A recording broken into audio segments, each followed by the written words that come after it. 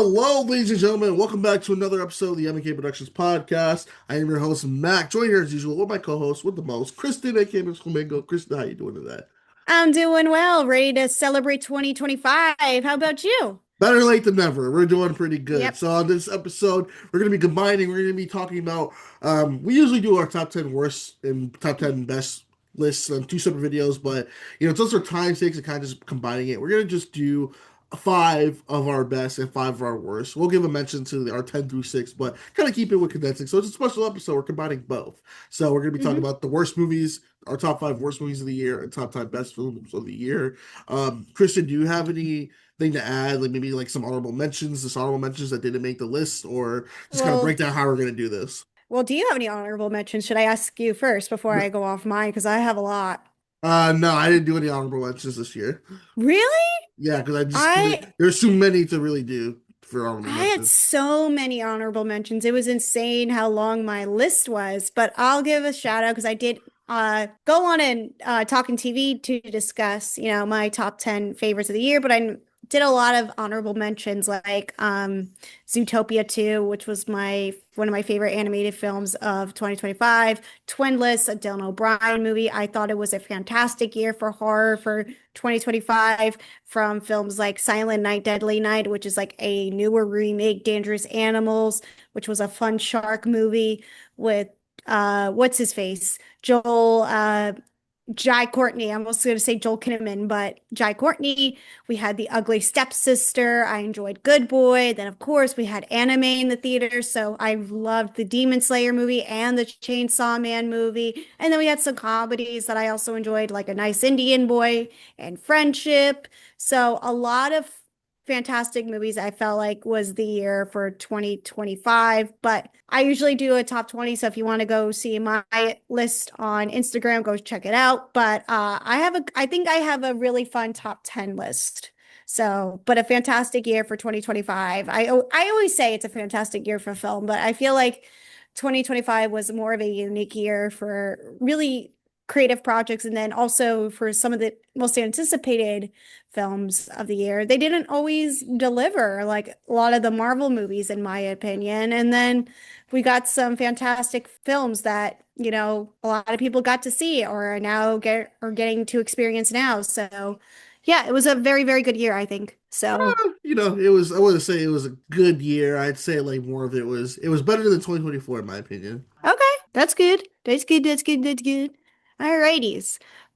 So should we just do our get it out of the way and pull the band-aid off and do the worst? Well, you mentioned that we were doing it before recording, so we're gonna do the worst films for. So, all righties. I want to acknowledge something. My lovely husband Dylan. I always like to shout his list out, but he did. He made his list. So before we jump into it, I feel like we should honor Dylan's top five worst films of 2025, which would be no surprising to anybody of films that would be on this list.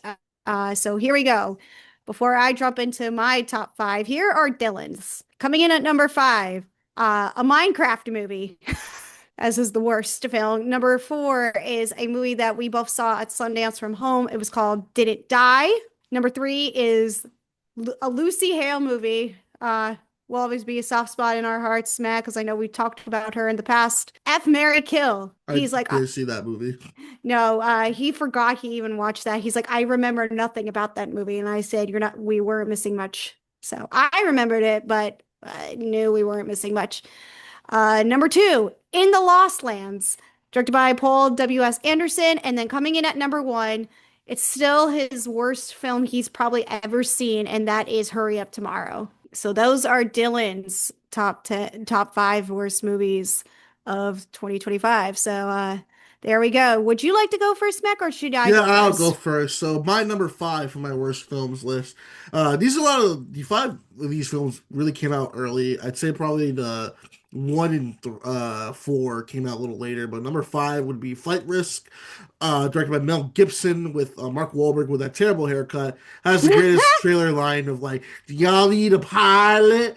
But obviously this is a very weird film. Like it had the potential to be like a good intimate thriller, but it just did not work for being an entertaining film, and it just I don't know, it just did not do anything for me.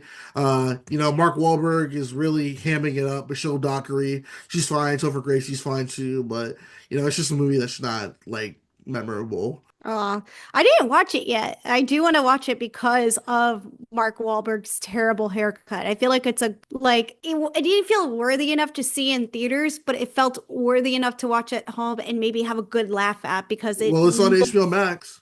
yes, I know. And I just can't believe it's a Mel Gibson movie. That's It what's weird doesn't about it. even, Yeah. it doesn't like it didn't register in my mind that this was a Mel Gibson movie until like after it was released. And I was like, this is Mel's project. Well, what's going on, Mel? We're going through something here. So yeah, I haven't watched it yet. But I know I won't be looking forward to a good watch, but maybe for something to laugh at. All right. So what's your number four?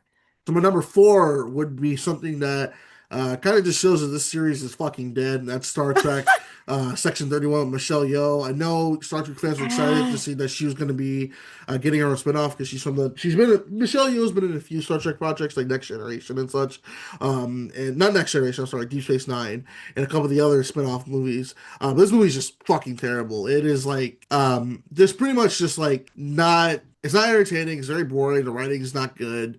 It's not memorable at all. Like, and Michelle Yeoh, man, I really feel bad for her. She needs to like tighten up. Same with Q Hu Kwan, which is funny because that leads to my number three because number three is Love Hurts. yeah, that also made my top 10. Oof. Love Hurts Yeah. was something where the trailer looked pretty interesting. It looked like it was gonna be a fun time.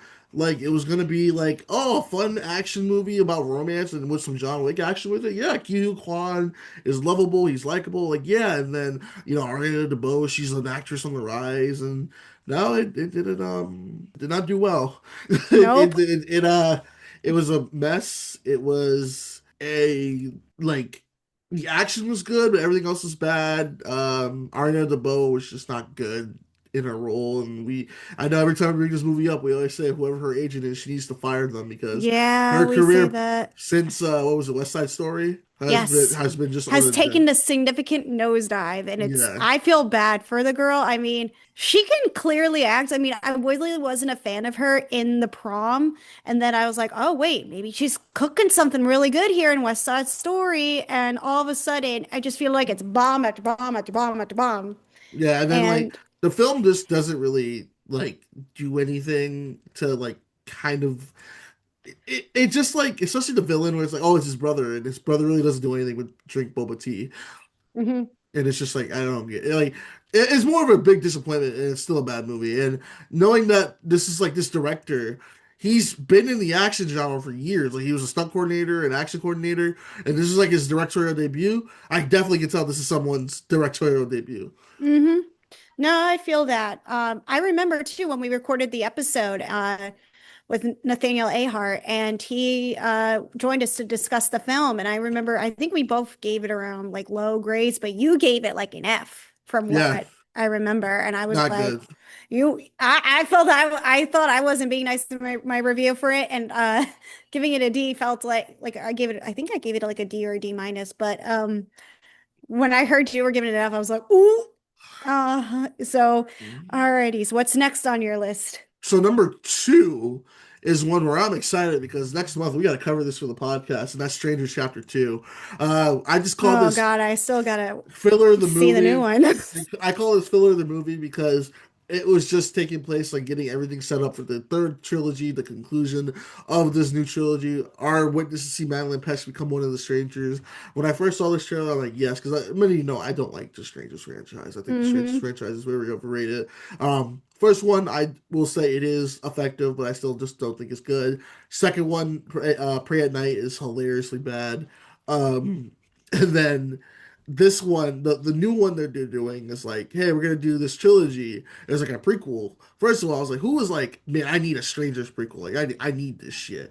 And like they were like, okay, we're gonna do Strangers. chapter one, which is pretty much a rehash of the first one, and then this one is going to be about like, "Oh man, you got stabbed, you survived them. How do you feel?" And it's like, when I got stabbed, it felt good. So it's like, oh, she's gonna become a stranger. We're getting more backstory to strangers, like something that they were. It's so bad, and I can't wait for the third one so much because this new, it is to the point where this new trilogy has failed so because they failed. Didn't they, if I'm not mistaken, you can correct me if I'm wrong.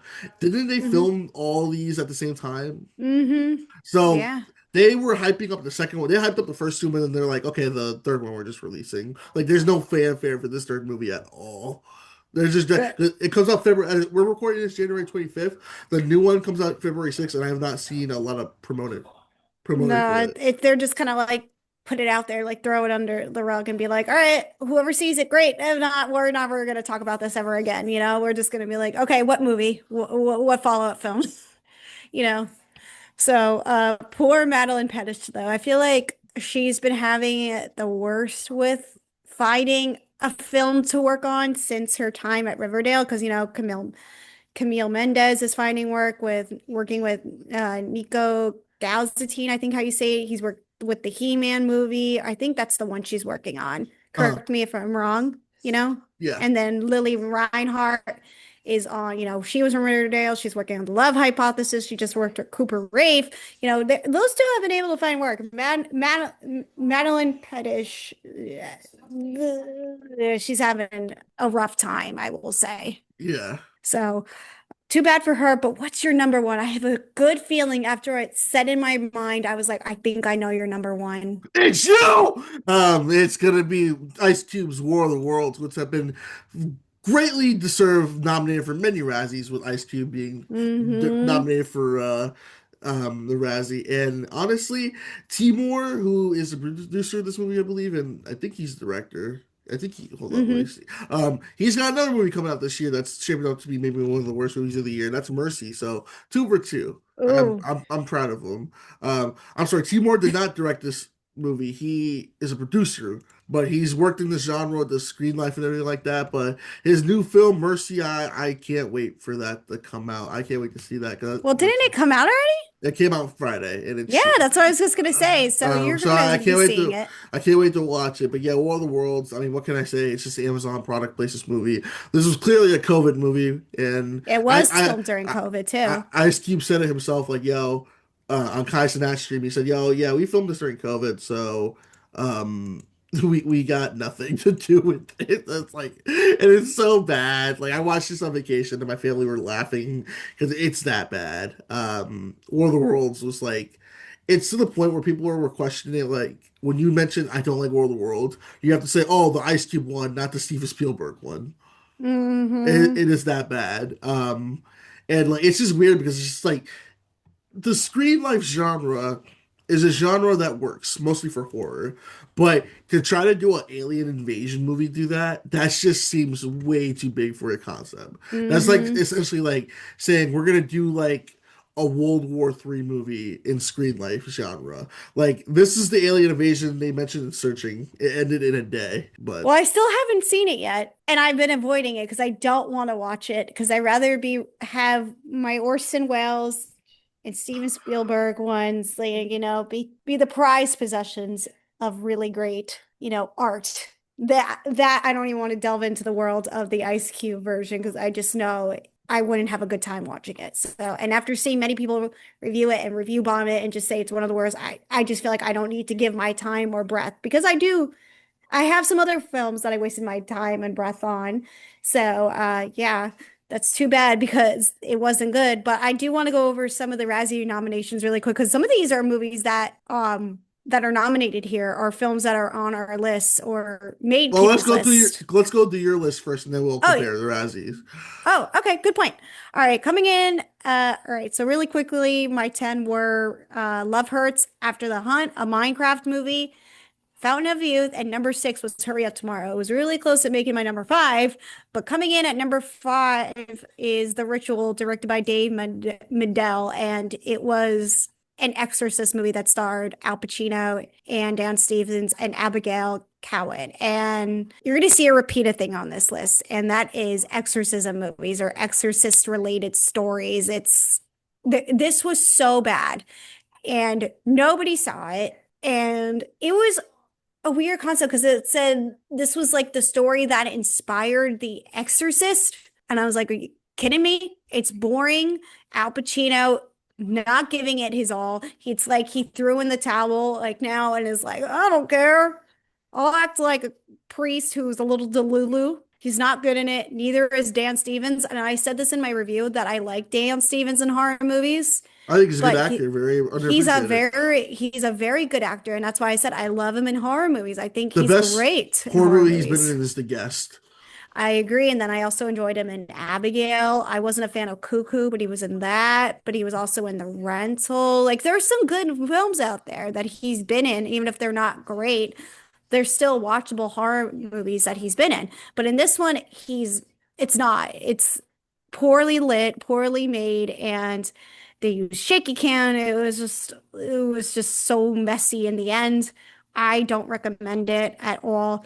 And then coming in at my other exorcism movie is Blow, directed by Pablo Asento. This is his directorial feature film debut, and he's directed other shorts. And this was his big movie that he got to work on with Ben McKenzie, who was on The OC, which was one of my favorite shows. And I was excited to watch it because of Ben McKenzie and knowing it was a horror movie, but nothing is satisfying here because it's told through the perspective of Ben McKenzie's laptop, and it comes from the producers of Unfriended and Searching. So you brought up a good point, like how you talked about War of the Worlds. Everything that's executed here, we follow his family as his son gets this thing from the lake, and it's forgettable.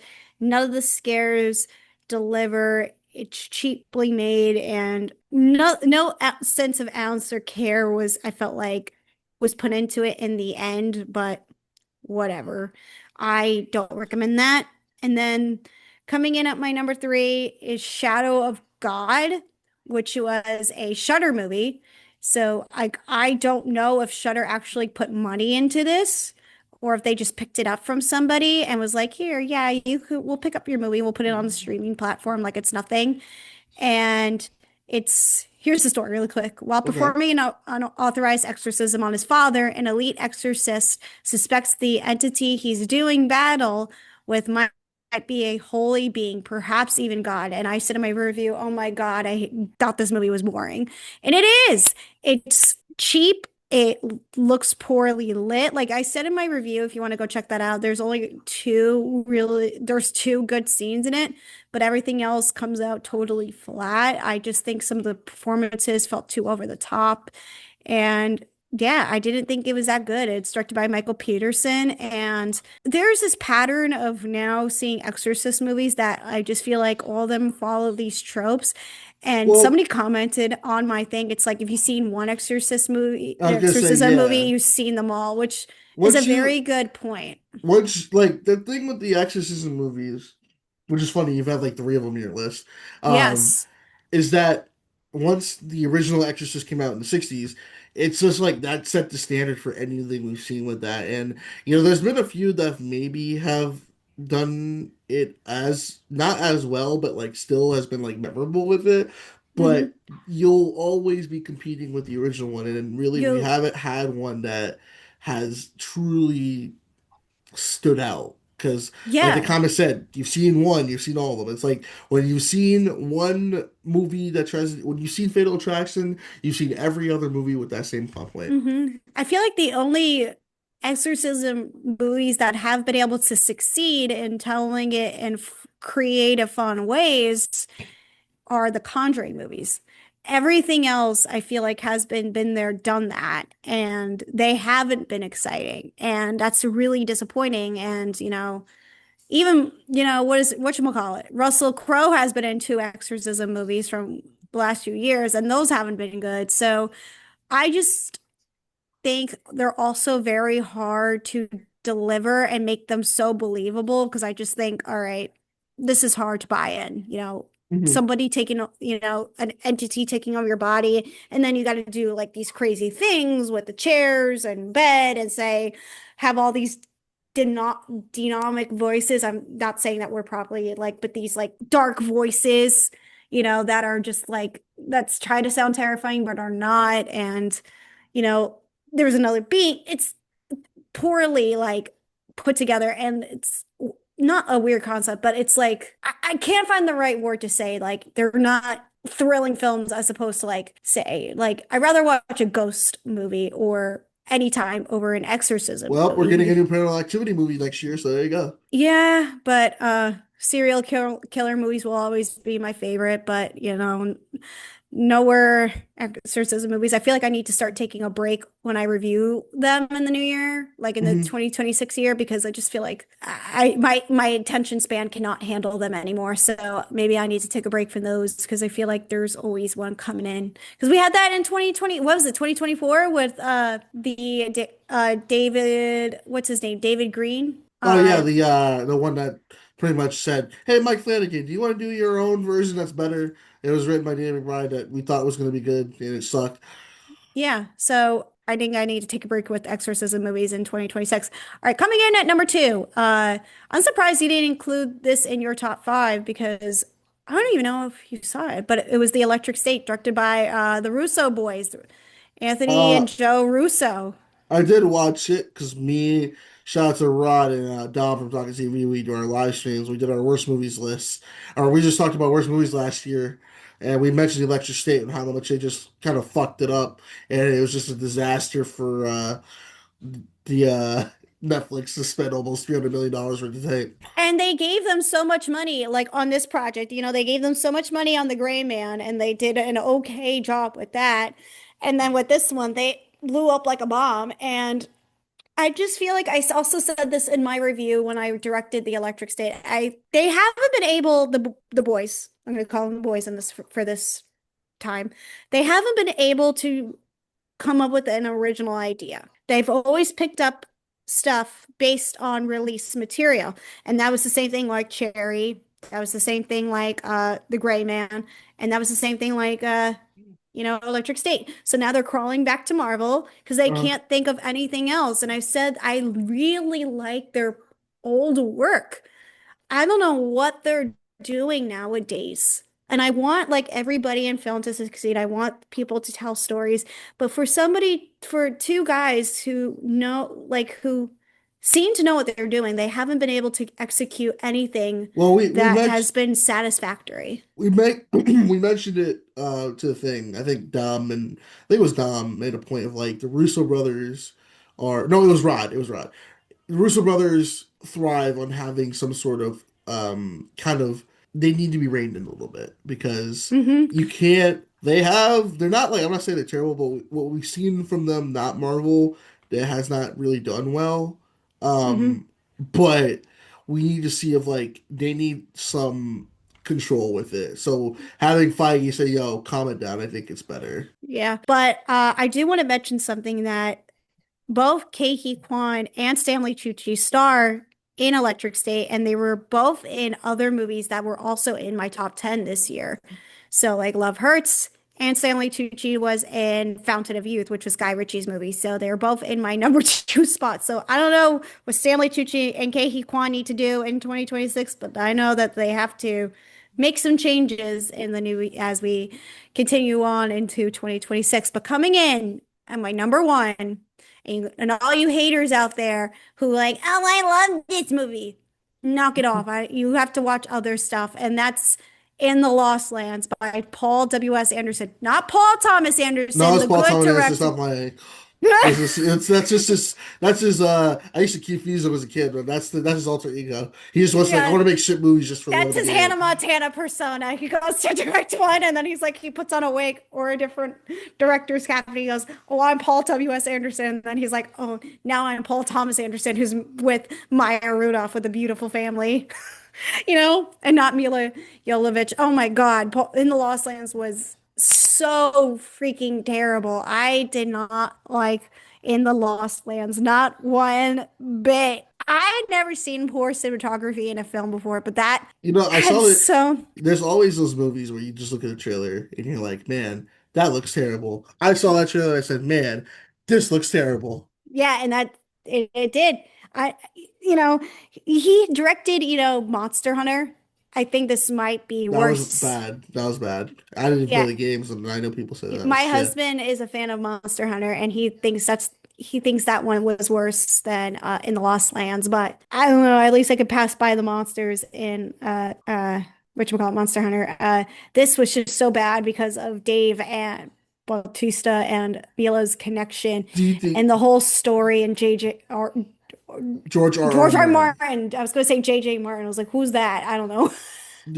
My thing with it is that like I wondered if they were using the fact of like, hey, this is a George R. R. Martin's book, so we Well, yeah, should that's what it was. like Yeah, they we're were. gonna we're gonna make the movie, right, guys? Yeah. They I don't know how they got the rights to this because I feel like this would have cost them so much more money because of the legacy George R. Martin has, like, because of Game of Thrones and all that stuff. But how you could deliver something that's so poorly that should honor his legacy, it's crazy to me. And the performances were bad. It seems like everybody that was in all the not nominated, all the selected films I have here, it's like they went in for the paycheck and went home and they just did okay work. It's like, we're getting paid. It doesn't feel like art, especially in the Lost Land. So it's poor.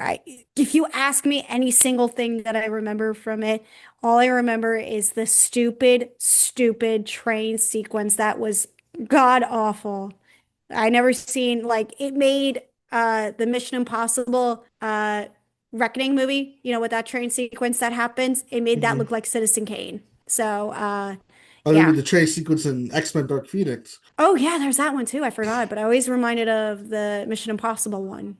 Don't watch In the Lost Lands. I know it's available on Hulu, but save your time and save your breath and don't give Paul W.S. Anderson your time. Give it to Paul Thomas Anderson. So, yeah, In the Lost Lands is my number one pick. And for all you people saying I was wrong, go away. This is my opinion. So, yeah.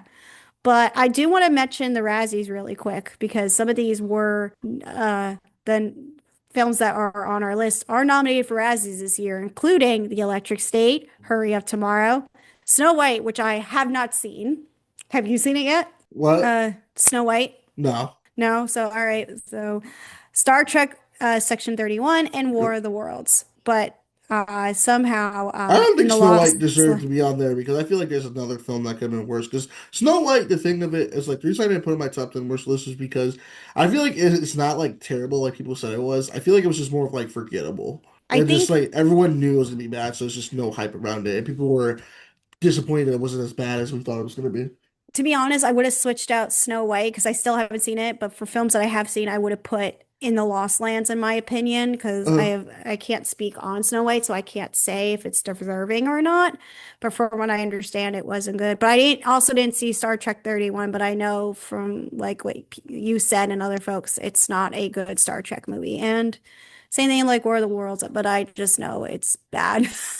So yeah, but rooting for Abel to get worst actor in this no, category, Ice Cube worst is gonna get actor. it.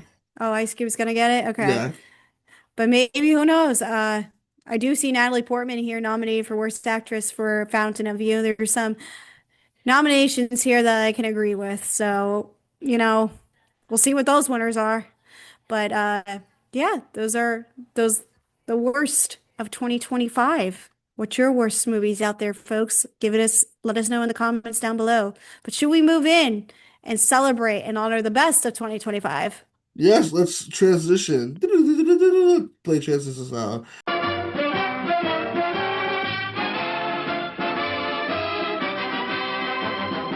So, kind of number like I felt like you mentioned before that this year or last year was a very good year, and I will say for like my top five it is very unique. When the fact of like usually when it comes to the best list, horror films would kind of be standard to the beginning of the list, but I actually have three horror films in my top five, or one's But constituted as a thriller, but then the two other ones are horror. So but before you do though, can you go over your top 10 through 6? yeah, I got Final Destination Bloodlines, Baron's Cove, Novocaine, Fantastic Four, First Steps, and Long Walk. Shout out to Barron's Cove and getting to talk about that film with the Yep. director. I mentioned it in the video. You can go and watch my review of it. But my number five for the best movie of the year was Companion, earlier in the year Oh, with Jack Quaid and yes. Sophie. No, not wrong one. Mark, what's the girl's name? Sophie Thatcher. Sabi Thatcher. Okay. I would say Margot Qualley, wrong person. Yeah, I thought it was a good, thorough movie. I thought the trailer was interesting. Honestly, I didn't give the twist away that she was an android Hmm. in the trailer, but I feel like if you pay attention, you're like, oh, you can know. I guess it was still shocking that like she was like I should have known, but I liked it because it still gave that air of mystery to it. And Jack Quaid Hmm. put in a good performance. It was surprisingly funny.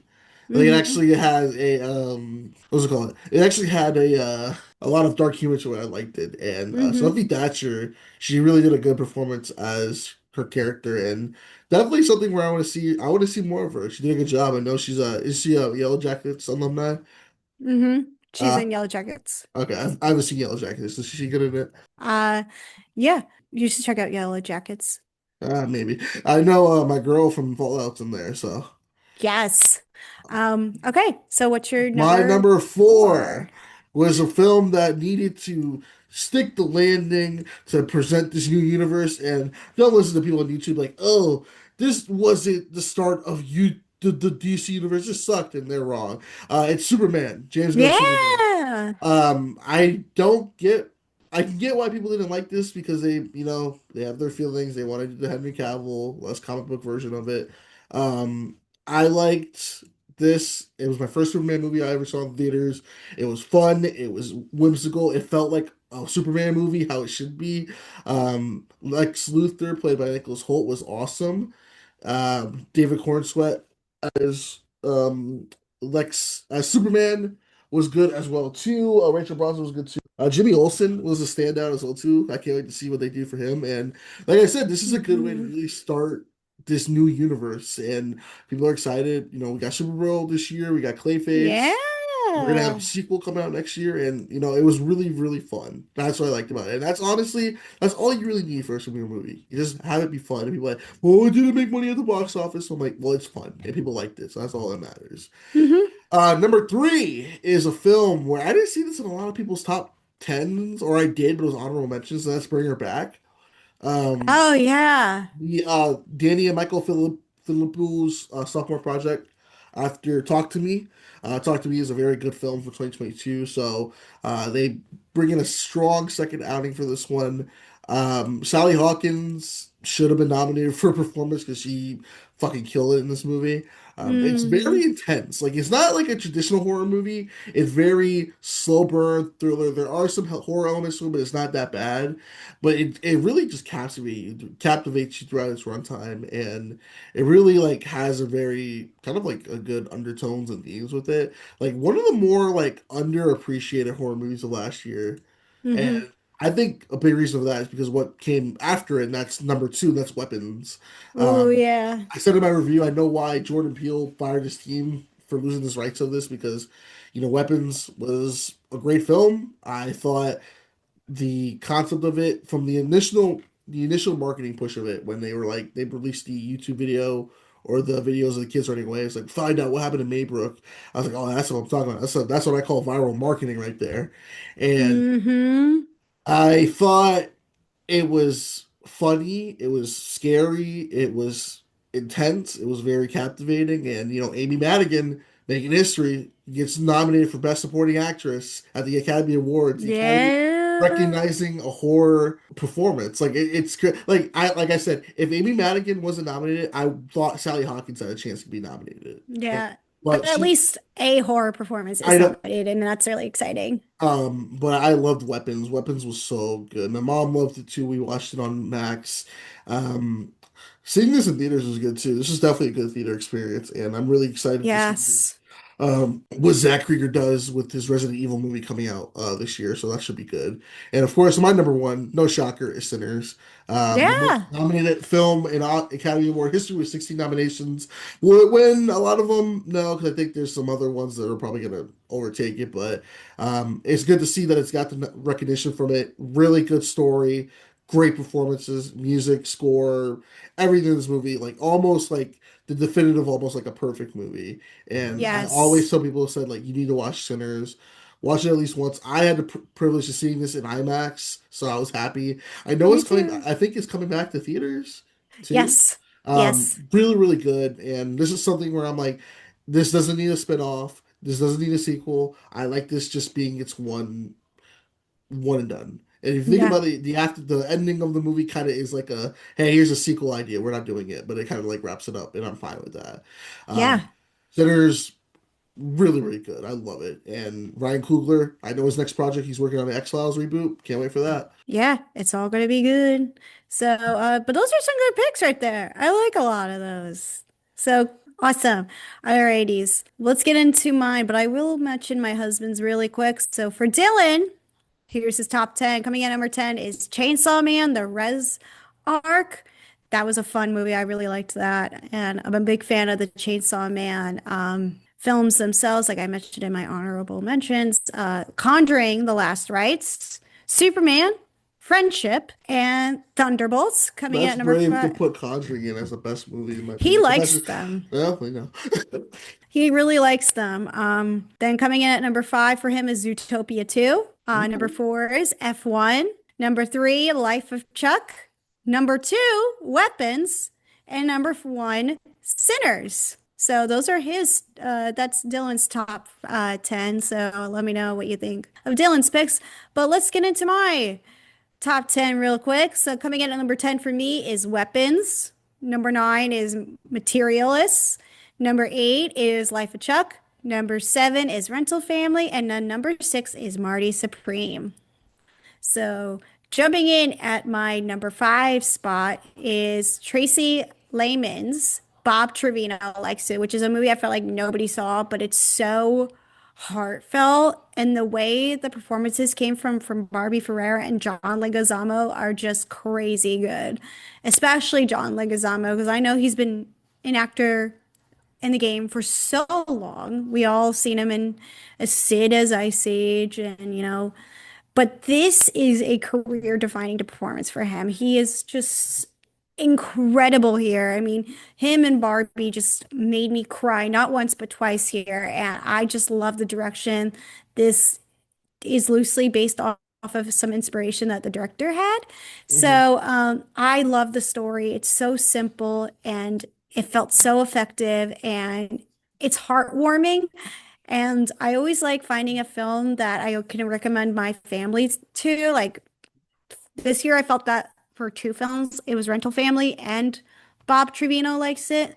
Mom, Dad, I hope you listen. Watch Bob Trevino Likes It. I know you haven't watched it yet, but I know you watched Rental Family. So watch Bob Trevino Likes It. It's a good family watch. It's amazing, especially Barbie Ferreira. And I know if you're gonna like her in this drama, I can't wait to see what she's gonna do in so many upcoming films. So yeah, I love this movie. Highly, highly recommend. It's available on Hulu too. So give that a watch. Coming in at number four for me is Park Chan-wook's film No Other Choice. Yeah, And that's everyone's like the Oscars did not recognize that film at yeah, all. shame on you, Academy. Shame on you. It's his Racism. best film, probably since whatchamacallit, Old Boy. I love Old Boy. Yes, and it's an amazing film. After being laid off and humiliated by a ruthless job market, a veteran paper mill manager descends into violence into a desperate bid to reclaim his dignity. And I feel like this movie just relates perfectly to modern times. And there was just something in the story where I really connected with the character, but not doing the stuff that he does in this film, but the way the job market is Mhm. nowadays. That's where I really felt connected to this story. I loved the main character played by Lee Bong-hoon. I think that's how you say it correctly. You can let me know in the comments, but yeah, that's him. But he was also in K-pop Demon Hunters. So, if you like him in here in K-pop Demon Hunters, you'll love him here. He has an amazing performance. I was happy to see him nominated for a Golden Globe, and now he should have been nominated for an Oscar because he was so deserving of it. And the direction is incredible. The story, the pacing, the editing, the lighting, everything in this film is hands down incredible. And I loved every single minute of it. I was so invested. Crazy twists and turns that I just genuinely loved. So it was an amazing film. Amazing, amazing film. And shame on to the Academy for not nominating it because it really deserved it. So yeah. Coming in at number three, heads up, I made an error in my when I was talking to Dom about this in our top 10 episode, but it's number three, Hannah, directed by Chloe Zhao. Yes. Talking about Oh, redemption from Eternals, am I right? yes. Oh my God, Mac, you got to watch this. If you want a movie to cry at. So if I'm not mistaken, this is about Shakespeare's son's death and his reading his Mm-hmm. writing how he wrote Hamlet. Yeah. Okay. And it's heartbreaking. It's heartbreaking. And Josie Buckley is really incredible. So is Paul Mescal. He really missed out on being nominated for an Oscar here. And if it was, he was so deserving of a nomination, just like how no other choice was. And it's beautiful. The cinematography and the last act of this film is incredible. Where I said this in my thing, I said it was Paul Mescal, like giving out in the audience and reaching out his hand. It was actually Noah Jupe who's in this Mhm. movie, and it's funny because Jacoby Jupe and Noah Jupe, who are brothers, star in this movie together, and I just love the connection that they uh, share in this movie, and just seeing their performances together are just incredible. And Noah Jupe from Honey Boy, the Shia Yes. LaBeouf movie. So yeah, he's great here. And it's amazing how long ago Honey Boy was released, and now this kid is like grown up, and I'm like, oh my God, I remember seeing you a Shia LaBeouf in Honey Boy. Now you're just growing to be this mature actor. Everyone in this movie is fantastic. The costume design and just everything that goes into the story and just dealing with grief. It's amazing. It's amazing. And have not read the story that this movie is based on. So I went in not knowing this was based off of a book. I just wanted to be so surprised, and I was. Also, So thank God Jesse Buckley has this movie because I saw the trailer for The Bride and it'll listen, Jesse. it'll be good. It'll be good promotion for the bride if she wins. So because Yeah, but the the Oscars come Bride, out right out before the bride hits theaters. So will it it hurt? doesn't look that good. I mean, I'm excited for the bride. I'm Uh, excited for the bride. I But mean, it's given Harley Quinn and Joker yeah, vibes. that's the But problem. That's the problem. I'm like, oh, we're gonna but we'll do see how it Bonnie and turns Clyde. out. Yeah, well, Is that going to be a movie we get to review on the podcast for 2026, man? maybe, and I I'll hope laugh at so. it. Okay. Alrighties. But yes, go watch Hamnet. I think it has a very strong chance of Jessie Buckley winning Best Actress at the Oscars this year. It's going to be down to her or Rose Byrne, but I have a gut feeling it's going to go to Jessie Buckley. All right, coming in at number two is Paul Thomas Anderson's. We're going back to the Paul Anderson. So Paul Thomas Anderson for One Battle After Another. Hmm. So yeah, Chase Infinity, Sean Penn, Leonardo DiCaprio, Benicio del Toro, Regina Hall, Tiana Taylor. Everyone in this movie is fantastic. Fantastic ensemble performances. And especially Leo. I love the phone booth scene. Have you seen this movie yet, Mick? I have not. I've seen clips and pieces of it, but not the movie Oh, entirely. it's hands down incredible. I wish I got to see this on IMAX, but I did not. Mhm. And what a thrill, what a rush, what the comedy and action and his Paul Thomas Anderson's direction is insane here. And I think this is the strongest comeback he's made in a really long time and his best film since probably There Will Be Blood. I was not a fan of Licorice Pizza. I think that movie was I like it because I like Licorice Pizza because it told like it was kind of like of a if you know Hollywood and stuff like that, then you like the inside jokes of it. That's what I liked about it. But I I mean, will I say it got was the inside jokes, but I think the whole concept of this young boy and this young girl fall and this older girl falling in love and just nothing in that movie just sat well with me. So, yeah, but this was great. Everything was better here than it was in Licorice Pizza. I enjoyed the characters here, the story that we go on, this thrill of like Chase Infinity wanting to find her mother.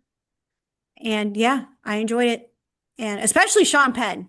especially That's Sean what I Penn. heard. He is a standout. He is a standout. So is Benicio del Toro. I would love to see Benicio or Sean get that award for supporting actor, for this year's Oscars. I would be happy with Delroy Lindo get the nomination. I do not think uh, Jacob Elordi should have been nominated this year, but that's my opinion.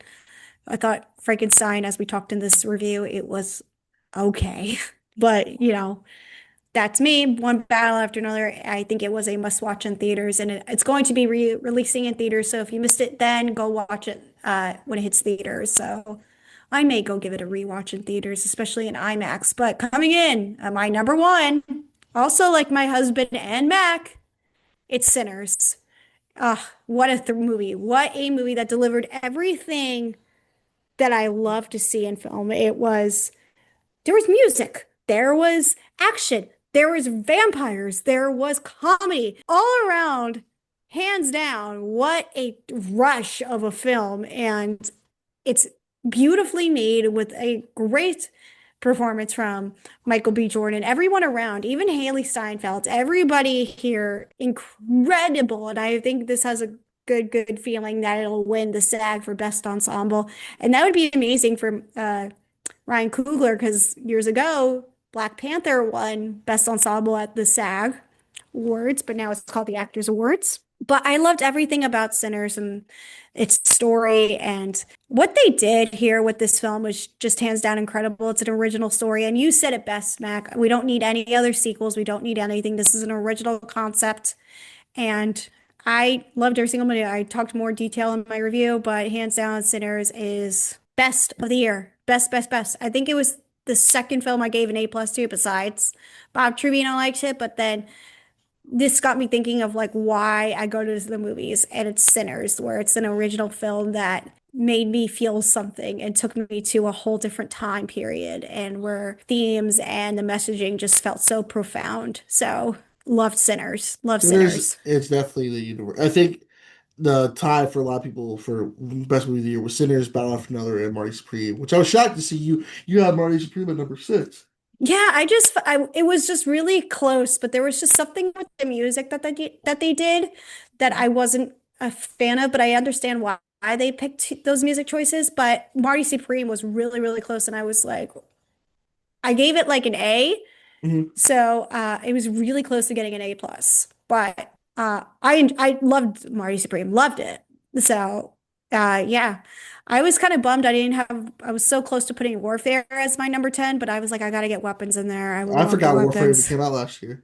Oh, it was so good. I also I know really, you there you were like so that many movie a good. lot. I did. But I was like, which one do I want to rewatch more? And it was Materialist. That's why. And Warfare, it's like I need time to prepare myself, because it's like, yes, it's like it feels like you're playing a video game in Warfare, and it's just so set in real time. I love the whole film. Love the whole film, But so far in 2026, we already got a contender for one of the worst movies of the year with Return to Silent Hill, which I apparently. did see, Oh, how and was it?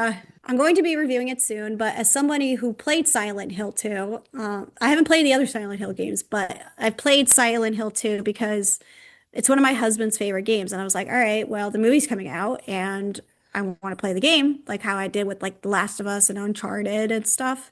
So I enjoyed the game. I thought it was a fantastic game. And the changes that they did to the story and the characters here, it's crazy what they did here. But I was reading an article online that the director received death threats like years ago when the first one came out, and now I feel like he's going to be receiving them again. So do not send hate to the Well, I director, don't think like what I he think did with their vision. And well, I don't is think it good? No. he's gonna receive it because the thing is that with the first one at the time, people were like, "Oh, this is bad," but over the years, people have really reevaluated that because the Hmm. run originally there was actually good. Like it's not like good. It's not perfect, but in terms of like the atmosphere, that movie was truly what made Hmm. Silent Hill, and that's where Hmm. a lot of fans are like, okay, he knows what we got that. So it's took years now. The thing that I'm confused about is how the fuck do you come back 20 years later and you just completely forget what you did 20 years ago because man, to make something worse than Revelations, that's truly a feat I didn't think was possible. No, the what is it? Silent Hill 3D. That was That's what Revelations, yes. Revelations. I hated that one. I hated it. That one was just like, hey, we're gonna make this 3D. Yeah, and I would watch Return to Silent Hill over that. So, but the first Silent Hill is very good, and I think it's because I didn't see it when it first originally came out. I So, was only 6. I didn't know what Silent Hill was. yeah, I didn't know what Silent Hill was either, but I didn't see it till like pretty recently. So, but was But I expecting much from those movies? No, but at least I was hoping for something good. Yeah, and it was just. but But I speaking did of, see Send Help, so that was good. there But you go. so, But but that's gonna do it for this episode because our next episode we're actually gonna be talking about so far what's been one of the better movies of 2026, and that's 28 years later, The Bone Temple. yes, yes, yes, we're going to be talking about that. And then we're also going to pay tribute to the legend Rob Reiner and talk about Stand By Me. Yes. So yeah, so we're gonna do an episode that, and then plus Mac and I are just gonna be going figuring out what we also have stored in the new year. Probably some new movies that we get to review. I hope we get some good titles this year, but I think we had a good 2025. I'm excited to see what 2026 is going to bring us. So, Hell yeah. oh, and also we'll be doing our Oscar episode too. We can't forget that, where we go over our picks and we root to see who's going to win. Yeah. So yeah, hopefully Jackie K. Cooper will be able to join us, our favorite get one of our favorite guests. So be on the lookout for that episode once we are set to make our Oscar predictions. So thank you all for listening and continuing to listen to us as as we have entered 2026, not entering, I should say. Yeah, it's another year of growth. Make sure you subscribe to the channel. Follow us on our Instagram at the M&K Productions Podcast. Donate to our Patreon. Any support helps. And comment down below what is some stuff you want to see us cover for this year. Until next time, I've been Mac. This has been Kristen. You've been listening to the M&K Productions Podcast. Peace. Bye.